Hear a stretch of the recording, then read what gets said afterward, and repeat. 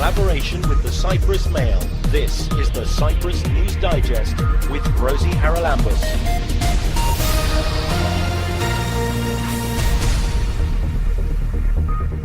Coming up this week, the 11th Cyprus Entrepreneurship competition. And since we usually have international jury, then they get a lot of advice from people overseas as well. We meet the head of the European Economic and Social Committee. And tourism has to be developed, not in the sense of damaging the environment, as it has been done here in Cyprus. I'm sorry to say, but if I compare to my island, I prefer my island as a tourist, because unfortunately there's too much construction, too much fake thing, artificial, and not linked with local identity. If I come to Cyprus, I want to see, as a tourist, to eat the Cyprus products. I want to see the Cyprus people. I want to have the Cypriot way of living. I don't want to have some other way of living. I want to feel the country. I want to feel the identity. And talk to a lawyer who's risking imprisonment and disbarment for his beliefs. Everything in Cyprus is in the sphere of the symbolic. The Cypriots are doing everything just to give a meaning, and that's it. They don't expect the result. When I was a student, we marched to the Lydra Palace, and okay, we say some words, free Cyprus, and then we went for coffee.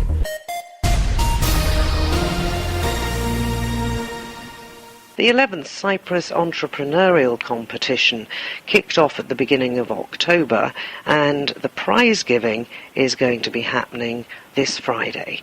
Skevos Evripidou is joining us on the programme to tell us a little bit about the history of this entrepreneurship competition. Skevos, we said they started in October. That was a kick-off weekend, and I think various teams were picked there. What then happened next to get us to where we are now with the prize giving? Okay, let me start by saying that yes, we have the 11th competition. And actually, last year we had great results with our 10-year anniversary. The 3 top teams all got funding, and they are in the process of implementing their startup companies. And we basically make some changes, and we have now a kickoff weekend, which we brought people from affiliated with accelerators from Europe to come and give their lectures to all of our participants. That was done in October, as you said. And between October and now, they had the teams, to prepare their proposals. That they submitted their proposals. They're going to be evaluated, and we're going to invite 3 to 6 people, 6 teams, to come to the finals, which will happen the day before the award ceremony. At that meeting, we will just evaluate all the teams, and we'll select the winners. And the 3 winners are going to get a fair amount of money, 8,000, 4,000 and 2,000 euros respectively. Where did that money come from? Is somebody sponsoring this? Yes, of course.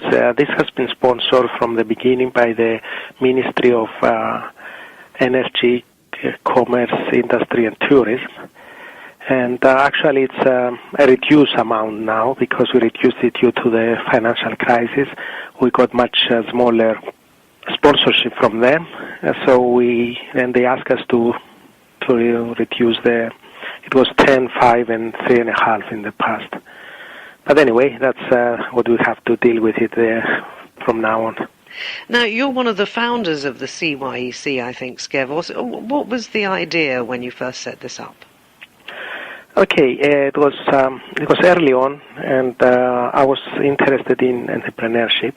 Usually these kind of competitions are from business schools, but because IT, my profession, is something which is high-tech, most of the high-techs in the last 20, 30 years are in IT. So I got interested in this area, and I went in a visit in the United States. I visited a Cypriot that had a startup company which was created by the competition at MIT. He went well, so he got money and set up his company, Yorgos Zacharias, which is the co-founder of the competition with me. And in our discussions, we decided that the best way to help Cyprus is to start this competition. And we are very lucky that Minister Charalambous at the time liked the idea. He also had visited before the company that yours was set up, and we got the funding, and we've been having the funding for the last 11 years. And some of the success stories, because quite a lot of people who've gone through the CYEC process now are business people, aren't they? Yes. Actually, I was surprised to find out that a company at your service, which started from people that first came to our competition, didn't do very well, and then they managed to set up a company. They told me that in a meeting that I didn't know about them. And we have companies like Engino, which makes toys and sells them in 20 countries worldwide, which is, I believe, the best commercial success of the competition until we get the results from our new startup companies. And can you give us an idea of the type of companies that are up for this award this year? Well, actually, there's 20 companies. It's very hard to... there are lots of IT, because it's easier. But there are people in energy, people in tourism, people in... actually, I can't recall all of them. Okay, but there's a good range then of ideas out there, and yes. November the 28th, that's the big day when you'll announce the winners. And what happens to those winners? They get the money, but is that the end of the connection, or do you go on mentoring them and giving them some of the skills that they might need and the guidance? Usually, and it might sound strange, but during the awards, during the last stage of the competition that are face-to-face with the potential winners, we basically give them a lot of guidance, because that's what we are interested in, and we tell them what we think they have to improve on, what's their strong points, etc. And we are always open to help our teams, and since we usually have international jury, then they get a lot of advice from people overseas as well. And finally, what about business angels? Have you had any of them come forward to invest in some of your winners? Yeah, actually, two of the three winners of the last years got funding from the CYBAN, which has been created about a year ago or two, which is basically angel investment in Cyprus. Well, it's all very exciting, and 20 teams waiting to hear whether or not they'll be one of the lucky three. I'm sure some of them that don't win will still go on to make big successes of their businesses. Skevos Evripido, thank you very much indeed for joining me. Thank you for inviting me, Rosie. You can subscribe to the Cyprus News Digest on iTunes for free and get the program downloaded to your phone or tablet so you can listen anytime, anywhere. The European Economic and Social Committee is holding its Euromed Summit in Cyprus. Henri Malosse is president of the EESC, and he joins us on the Cyprus News Digest. Henri, first of all, for those who aren't familiar, what actually is the work of the European Economic and Social Committee? The European Economic and Social Committee is one of the European Union institutions. It's in fact the fifth after the Parliament, Council, Commission and Court of Justice. He had been set up in 1958, and he's another face of the European Union, because people are just used to know the Parliament, because the European election, the Council, because it's the head of state, and the Commission, because the Commission has the money and the legislative power to put forward legislation. But the European Economic and Social Committee is another face of Europe, I would say maybe more human, if we can say that, composed by people coming from what we call the civil society. That means in our acceptance, employers, trade unions, and various representatives of NGOs. And we try to influence the European Union to make a better policy. We have initiative rights, we make the impact assessment, and I've tried since my election 1.5 years ago to make our institution more visible, and to also take more time to visit all the countries, all the member states, one by one, as I'm doing now by Cyprus, and to be different than the other institution. We are not different, we are useless in the way to listen. First of all, to listen to people, to understand their need, to understand the expectation for European policy, and then to be able, by reinforcing our institutional role, to influence the European Union decision makers in a better way, for the sake of other people. So I would understand from what you've just said that we could call you the middleman, the communication channel between the member states and particularly civil society and the decision makers in Brussels. How much influence do you have on shaping the policy that is made in Brussels? You know, I've started 1 year and a half ago with what we call the new wind of change policy, which means that we have established, we reinforce a relation with each of the European Union institutions. We have, of course, because we are one of the European institutions, but we have started, for example, give you one example, I have signed this year in March an agreement with the European Parliament where we have been asked to make impact assessment on European Union policy to check if this policy are profitable, are positive for the citizens, for the people, and if we could improve them. I give you one example. We have made an impact assessment on all the European Union politic for employment, European Social Fund, Youth Guarantee, action concerning youth unemployed, and we have proposed to Parliament a lot of improvement in these policies. And this impact assessment, which is an ex post impact assessment, not before legislation, European Commission make impact assessment before launching legislation, which is something I think quite strange, how you can't check that something will happen. But we check how is the impact of a European policy on the ground by the people, by the feeling of a civil society. It's not academic, it's not scientific, but it's the voice of employees, of entrepreneurs. For example, they say there's too much legislation, we should come down and come to simplify the legislation. I think now the Parliament is pushing this, and Mr. Juncker has accepted that, and you will see next year there will be much less draft legislation than previously. Previously we had something like 300, 400 per year, now it will come down to 40, so you see much less legislation, simplification. The workers say we want to secure our social model, so we have made an impact assessment on the Bolkestein Directive, post-worker directives, where we have said this legislation has created fiscal dumping. As you see, for example, in UK, this has come to rejection of of workers coming from Bulgaria, Romania, with a lot of debate. So we say if workers is sent to another EU countries, so far so good. Of course, this is mobility, but he should there, in the country where he works, he should pay, he should get the normal wage, and he should pay the social securities of the country where he works. And not as it's today. Today it's allowed, but the coverage of social security comes from the country where they come from, or sometimes they have no social security, so they come and they make, I would say, unfair competition to the local workers. This creates a nationalism, xenophobia, extremism.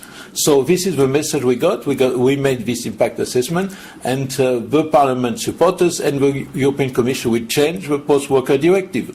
We make impact assessment also on sustainable development. We make on the European Union energy policy. This is a new way to be more influential. I can give you another example apart from the impact assessment. We have been asked now by Mr. Juncker to put forward our proposal for the working programme of the Commission for 2015. And we did that. It was a lot of work because it's not so easy to get a consent between trade unions, employees federation, consumers, environmentalists and others, but we succeed. We gave to Mr. Juncker last week this proposal. It's 25 proposals, and half of them the Commission will take them in their working programme. So you see, we are very much successful, I will say now, than we were previously. Maybe because we try to speak louder. I have to ask you as well about Cyprus, because I read a quote of yours that says Cyprus is now on the hunt for a new economic model. What did you mean by that? Yes, I mean that we have suffered, in fact, for the last decade for a very simplified and wrong vision. To be honest, I think that some European Union politicians, I will not mention them, but have put some countries and economists in the wrong direction. 10 years ago, there was this myth of a knowledge-based society. A knowledge-based society, that means we will have a society where we will not produce anything, but we will just exchange ideas, exchange finance, financial service, make just service, and no production. And this has shown in the last 10 years that the countries we have keep their growth, we have keep their employment quite high. This one, for example, Germany, a Nordic country, Austria, we have still kept their industry. And the others, we are focusing services, specifically in the south. Spain and Cyprus is a good example, have totally failed. They have believed in this financial bubble. This is the case of Cyprus, and thought that with financial service they could have a real development. And they say that when the crisis arrived, this development collapsed in a couple of weeks. So this was totally artificial. So what I call this new model is that I come from another island in the Mediterranean Sea. Its name is Corsica, and I work very, very hard for the economic development too. And we know, and I think Cyprus has the same experience, that real development is when you value all the potential of your territory. And Cyprus, like Corsica, like others, countries of the south, we have a huge potential. Not, of course, tourism, and tourism has to be developed, not in the sense of damaging the environment, as it has been done here in Cyprus. I'm sorry to say, but if I compare to my island, I prefer my island as a tourist, because unfortunately there's too much construction, too much fake thing, artificial, and not linked with local identity. If I come to Cyprus, I want to see, as a tourist, to eat the Cyprus products. I want to see the Cyprus people. I want to have the Cypriot way of living. I don't want to have some other way of living. I want to feel the country. I want to feel the identity. So a real sustainable tourism is a tourism which is linked with the identity of a territory. This is something, for example, for Cyprus. I know that they suffer today from a tourist because less Russians, because of a sanction, because of a crisis, and but I think this try to rethink the tourism. And so basically you're saying, if I understand you, that the new economic model must be more diverse. We mustn't more diverse, and for example, I will visit in a couple of hours a biofarm where they develop products. I think we have to be more a self-sustaining economy to produce. When the tourists come here, the Cypriot people should have here the possibility to develop their own production. Farming, agriculture, there's a huge support from the European Union. Cyprus should develop more the farming activities in a business way or in a smaller way, small scale way. It depends. For example, some industrial products, some high qualified service, of course, but not in this financial bubble which was totally artificial. And the idea that in the Eurozone, some countries like Cyprus or unfortunately Luxembourg could be a sort of tax haven for the neighborhood country and could benefit for that and live for that is absurd. It has worked for some years, but as I said, when the crisis arrived, in a couple of weeks finished, and you have thousands of people who lost their jobs. So this is not sustainable. Diversified. There is a lot of I could give you example from my own island. I'm not now from Cyprus, but our main export products, for example, in Corsica, is now beer. We have Corsican beer, and this is a mixture of, malt from normal beer and chestnut, because we have a huge forest with chestnut trees, and this is our best success, export success. And there is 200 jobs created by that. It's not so much, but it's already something. So develop local products linked with a local identity, specifically like territories like Cyprus, and you will see that the tourists will come back, probably higher quality of tourism. You will see that the identity of the island will be preserved and developed. It will be maybe help to solve the political problems. because I think that when the people feel more proud of the territory, you cannot be proud to be a tax haven. You cannot be proud to live just on the financial bubble or on the lack of European Union legislation. It's not a way to develop a country. The way to develop a country is to value the potential, of course, first of all, the human potential.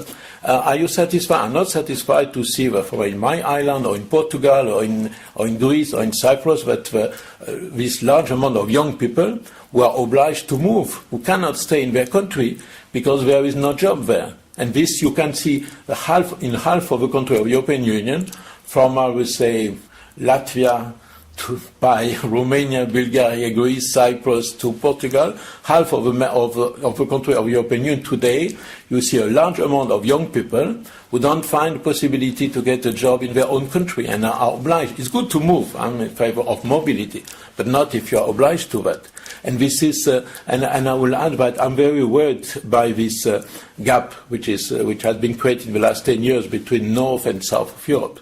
I don't want to see the dream of the European Union was to have a more cohesion Europe, where the difference of course, identity should be preserved, but the difference of wealth should come closer, and not a way where you have a North for products and where there is growth in investment, and the South would just welcome the tourist, and lost by that its identity. It's not the European Union I was engaged, but I'm confident now that with a new team, with Jean-Claude Juncker, with Martin Schulz, with our committee, because as I say, we are on the table with them, we will push to a new, I would say, a soft revolution in the European Union, which make the change, and I'm very proud to help it. Well, it's very nice to talk to you. That's Henri Malosse, President of the European Economic and Social Committee, who's in Cyprus for meetings with, well, the President, the trade unions, and, of course, the European Union representation here in Cyprus. Thanks for joining me. Thank you. Get in touch with the Cyprus News Digest by emailing cyprusnewsdigest@gmail.com. Michalis Paraskeva is a human rights lawyer. We've spoken to him in the past about the work he's done defending the vulnerable and those about to be deported or separated from their families. He finds himself in court these days defending himself. Michalis, you've undertaken, I think, a civil disobedience project which involves you refusing to pay your social insurance. Why? Why? Because, as simple as I can be, the debt that the government, the state of Cyprus has towards the fund of social insurance, 7.5 billion euros, all this money that was given by us, the working people, were set off, were deleted according to the orders of Troika. So I decided, no, I'm not going to take it anymore, because it's not. That was just the peak of I cannot take it anymore. Because remember that on May 2012, Laiki Bank, that is no longer exists, they, from all the taxpayers, all the working people, were taken 1.8 billion euros and were given to this zombie bank. And now Laiki Bank doesn't exist. And anyway, through the time, millions, until now, as I know, more than 16 billion euros were given to the banks. Okay, so when it comes to the banks, the government has money, and they take it from us. When it comes to our money that we pay, not only they will not give it back, but they will take it, and I don't know where they use it. Anyway, so when I read about this, I said no more. I will not take it anymore. I have read about civil disobedience. Rosa Parks is the most known example about this black lady that refused to comply with this immoral law that was accepted even by the Supreme Court of the United States of America. And he refused to comply. He was put in prison. Anyway, and from that, her action came the civil rights movement with Martin Luther King, etc. Hundreds of thousands of people march, and the people force even the judges to consider this law against the Constitution. So, and Muhammad Ali did the same. He refused among other thousands of American people, he refused to go to the war against Vietnam. So you're hoping, presumably, that this will start maybe a groundswell of opinion in Cyprus when people realise that there isn't actually, as far as I'm aware, a single euro in the social insurance fund to pay unemployment, disability payments, pensions and so on. Of course, that is correct. But if everybody withholds their social insurance, then there won't be any money at all. Okay.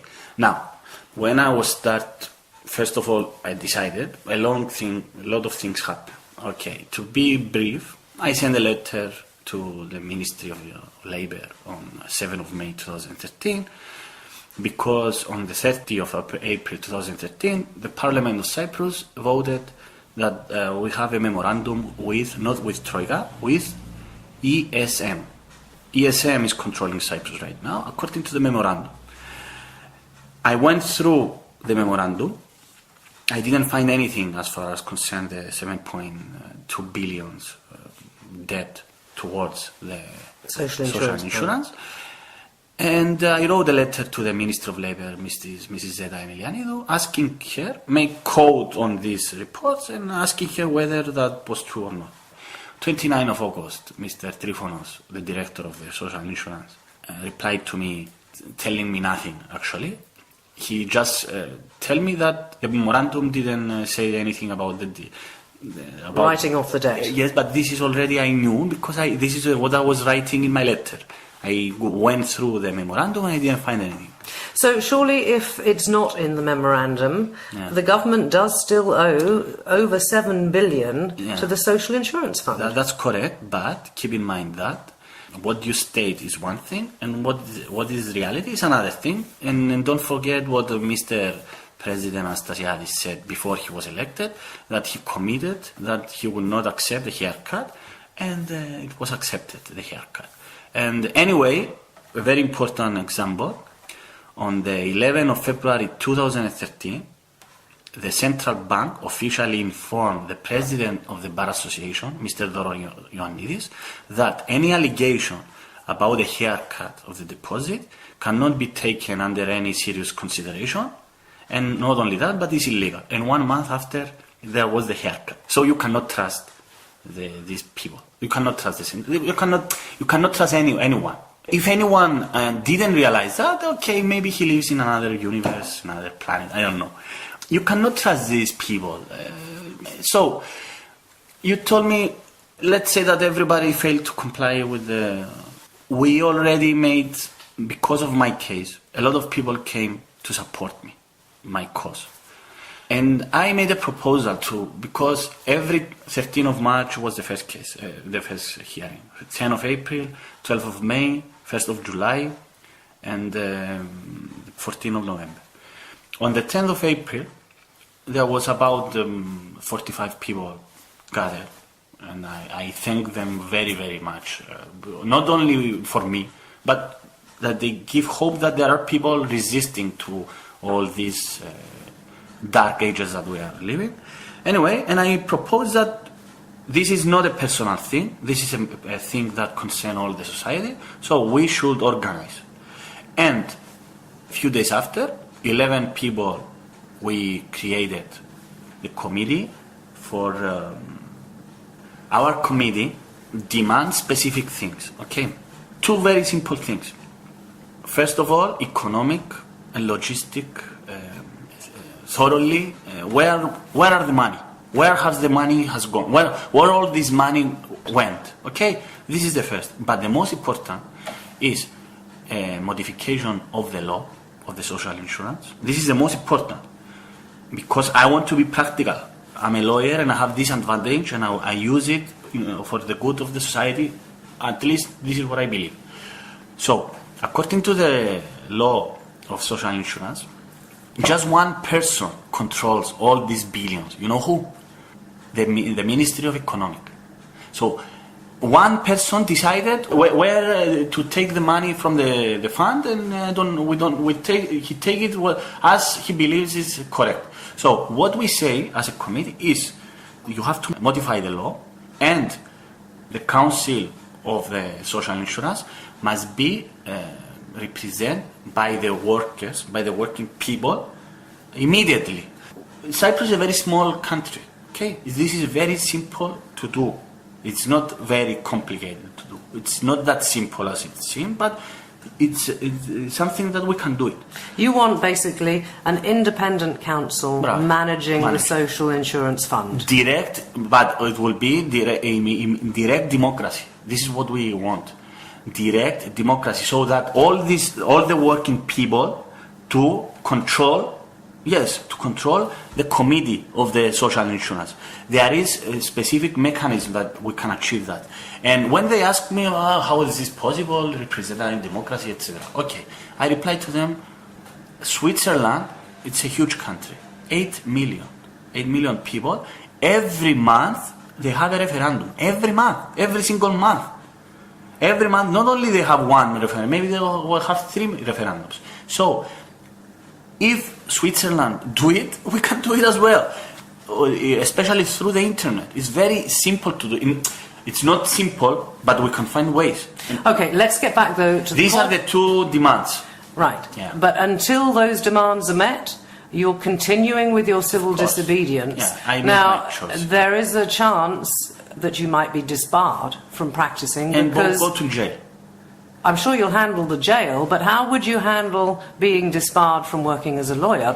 And how would all your clients, because you're one of the very few people here who does actually work very often for free, for people who can't afford lawyers when they are victims of government decisions? Of course, that will have an impact not only on me, but exactly what you told, that if I go to jail, and if I be disbarred from the Bar Association, I will not be able to continue to be a lawyer. I don't know for how long. But many people, I actually take person out of prison.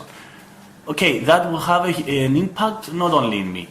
I've made my mind. I cannot see any other way to do it, because in radical ages, radical measures are required. If someone is not prepared to do something, so that you have a change, no change will come, because it's very simple to write in Facebook and put likes, or write very warm revolution and all this.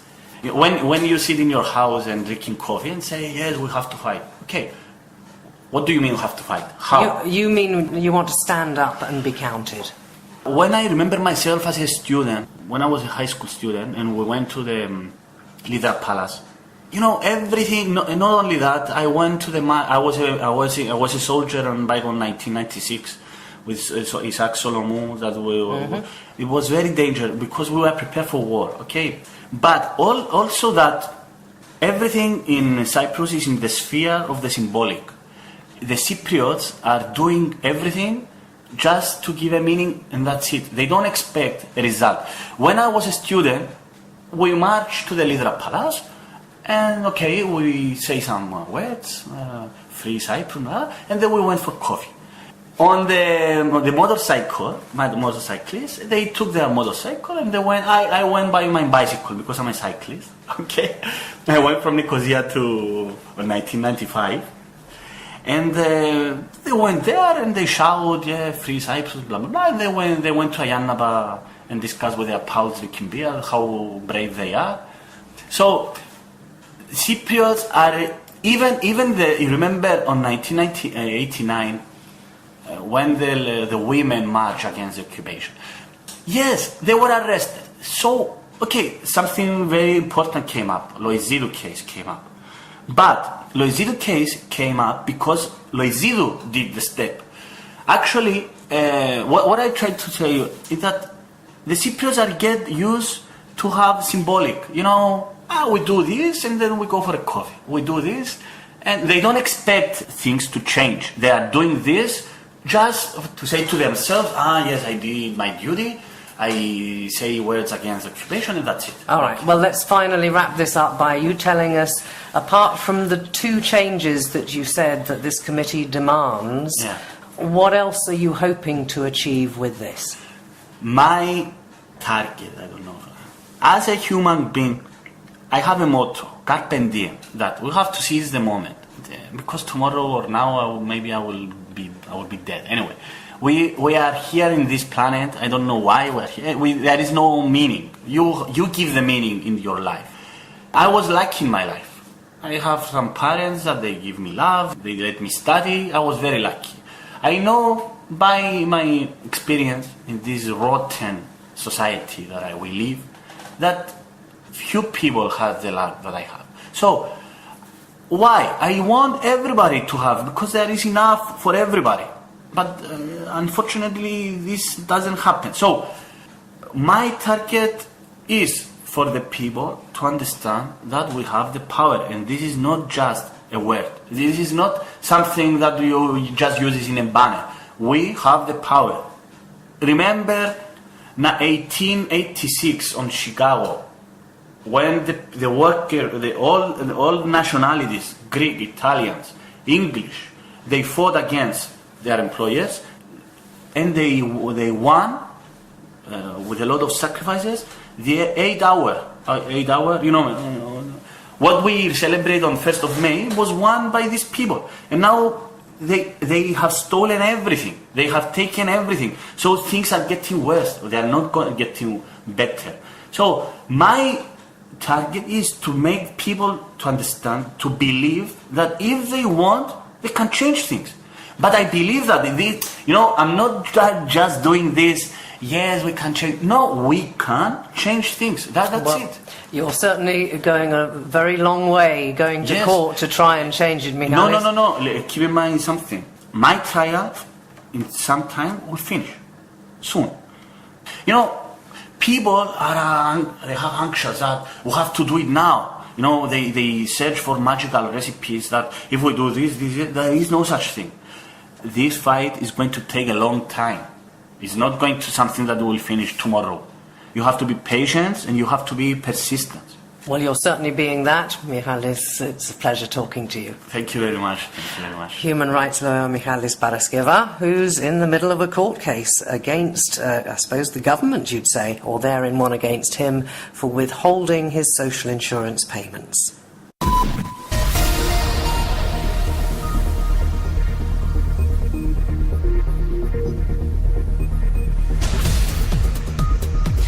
Well, that about wraps up this edition of the Cyprus News Digest. Many thanks for your company. Hope you'll join me next week. Till we meet again, take care and God bless. Bye-bye now.